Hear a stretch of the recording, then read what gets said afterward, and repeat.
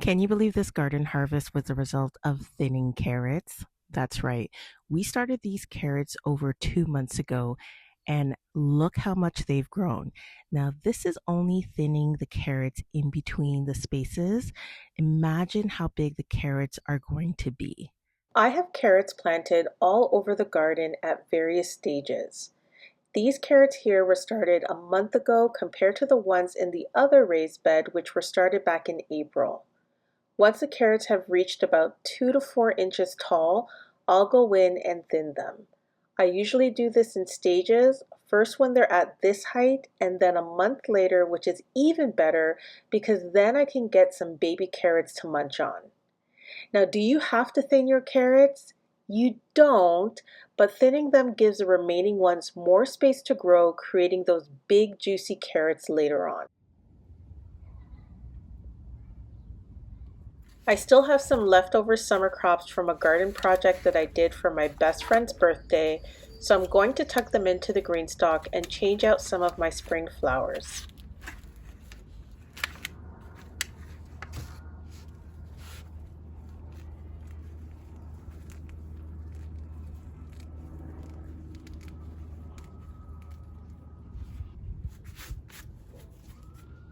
The weather is heating up and my spring crops are starting to look pretty beat up.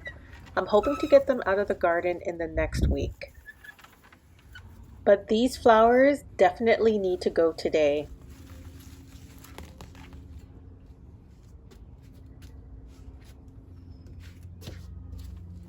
Earlier this week, I went to the garden center to pick up some more flowers, and while I was there, I found this tarragon plant that I'm hoping to use for a salad dressing recipe.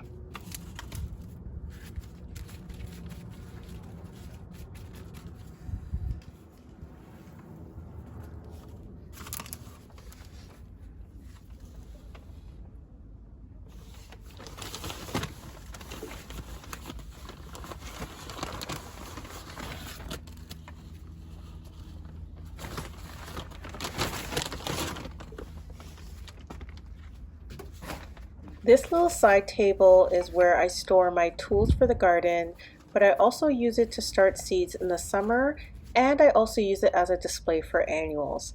I think I picked this up from Marshall's a few years back, and it stays outside during the winter, and it's perfectly fine. I'm planting some dahlias I started from seed, and then I'm going to be planting some organic lavender. Once the dianthus and the stalk have finished blooming, I'll add some more summer annuals to this display.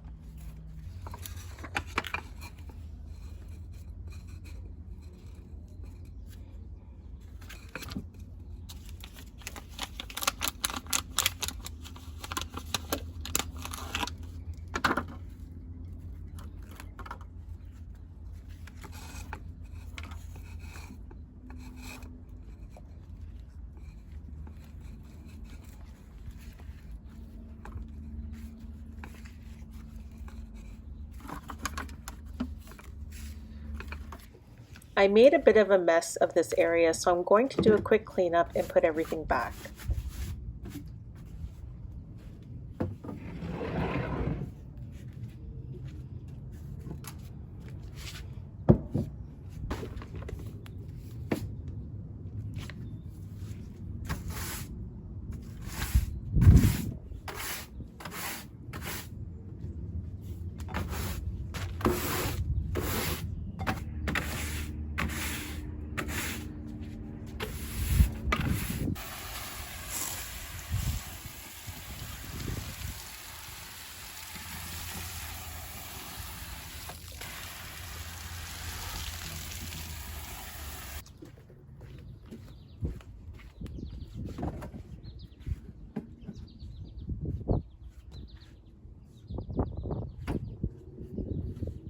I made a mess of the green stalk too, so I'm going to clean that up and water some of the plants that we just added.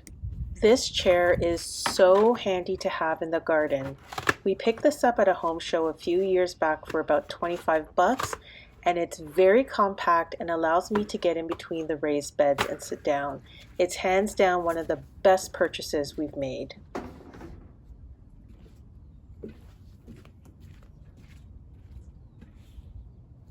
It would probably be easier to use a leaf blower to clean this up, but I have this broom that I picked up from Dollarama on hand, so I'm just going to use this for now, and then later on I'll come in with the leaf blower and clean up some more.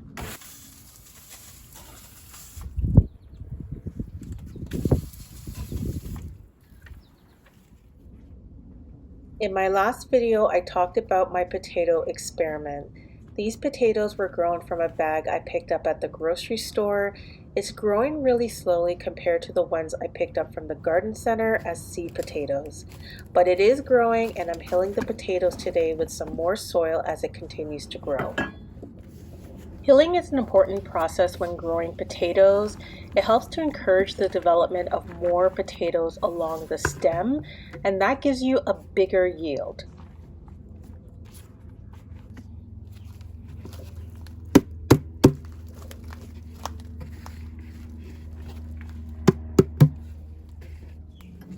While I'm over here, I'm going to do a quick harvest of cilantro because we are having chipotle bowls for dinner.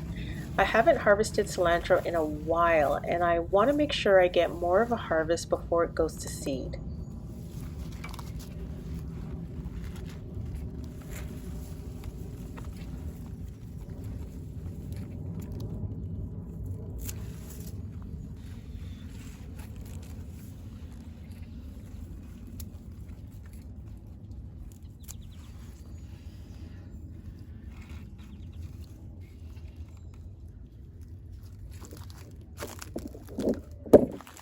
I need a bit more cilantro, so I'm heading to the next bed over to grab some more.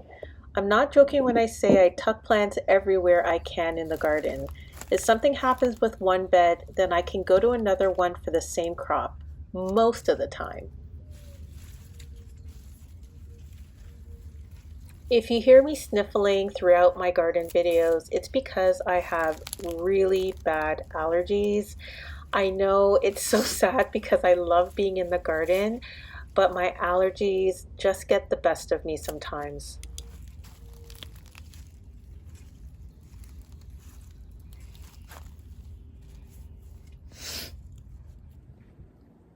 We have another day in the garden, and on this day I'm harvesting some sugar snap peas again.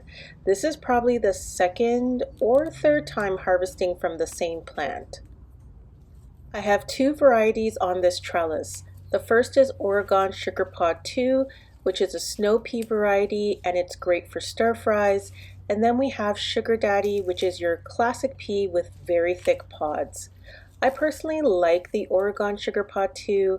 I find it to be sweeter than the Sugar Daddy, and it's very crispy. Now, I've been harvesting and freezing the pods individually and saving them in Ziploc bags for later on. I used to blanch them, then freeze them, but I just got lazy and skipped that step. This method of preserving is great if you don't have a big harvest all at once.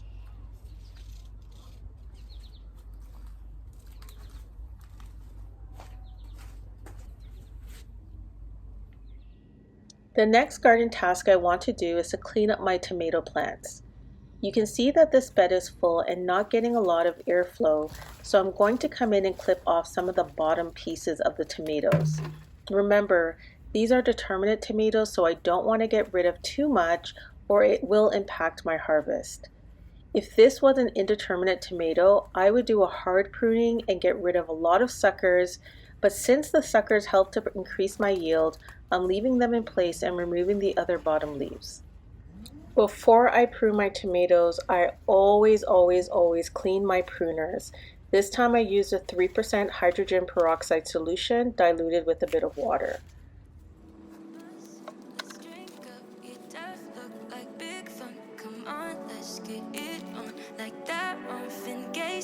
I'm stunning, you love it. Come on, give me something. I know that you want it. Come on, give me something. The night is young and so are we.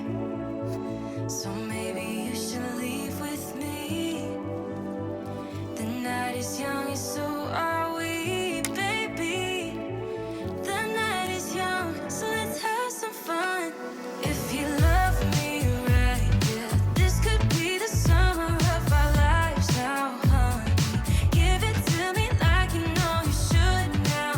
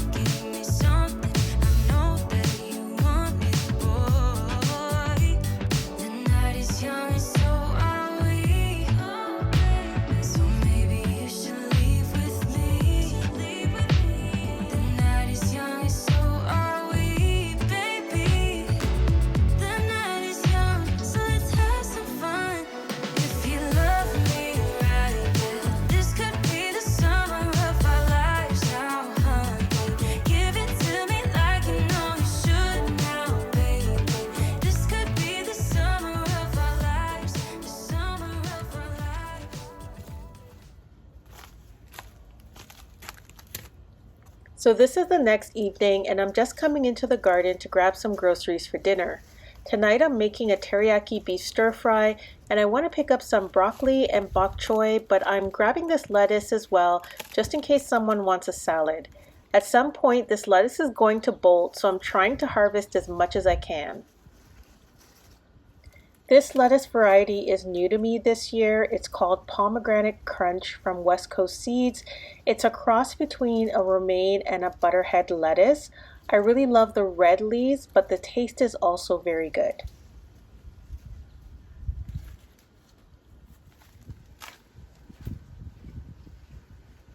We are back in the brassica bed and we're going to be harvesting some Asperbrock broccolini again. This one seems to want to go to seed, but it's not too far along.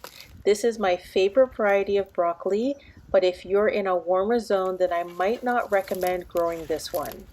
I do have other broccoli varieties in this bed that are more heat tolerant and are just starting to head. I'm hoping in the next week we can clear out this bed and plant our summer crops.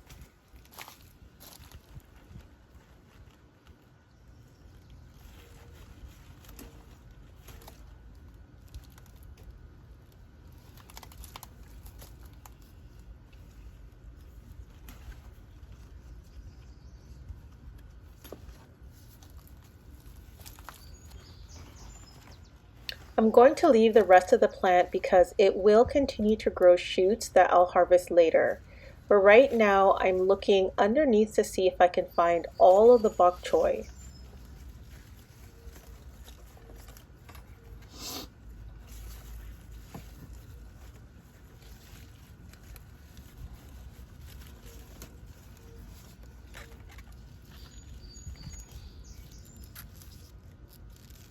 This is miniature bok choy, similar to the miniature Napa cabbages we harvested in our last video. I wish I grew this in the GreenStalk because I think it would have done a lot better. Having it grown underneath all of these brassica leaves just created an issue and it impacted the size of the harvest. It's also very challenging trying to harvest underneath all of these leaves. I'm really trying not to break the brassica leaves, but it's very difficult to get underneath it.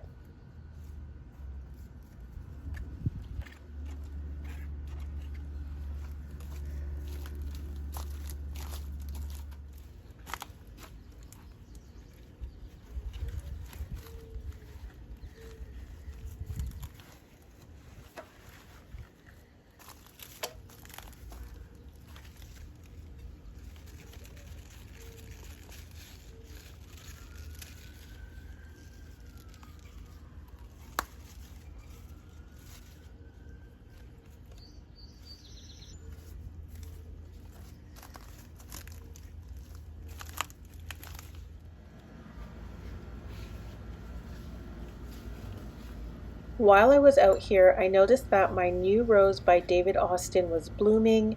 This is a generous gardener that I picked up from a local grocery chain for only $33. To me, that was a steal.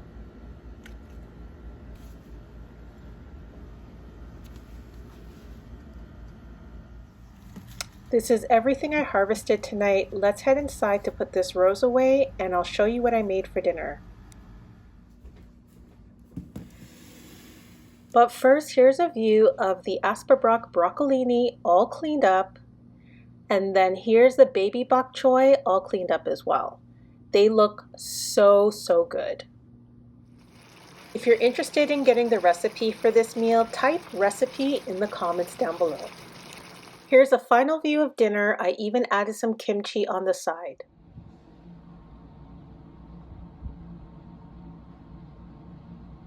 It's starting to rain right now, so I gotta head inside. I'm gonna end the video here, but don't forget to like, comment, and subscribe to see more videos like this, and thank you for watching. Bye.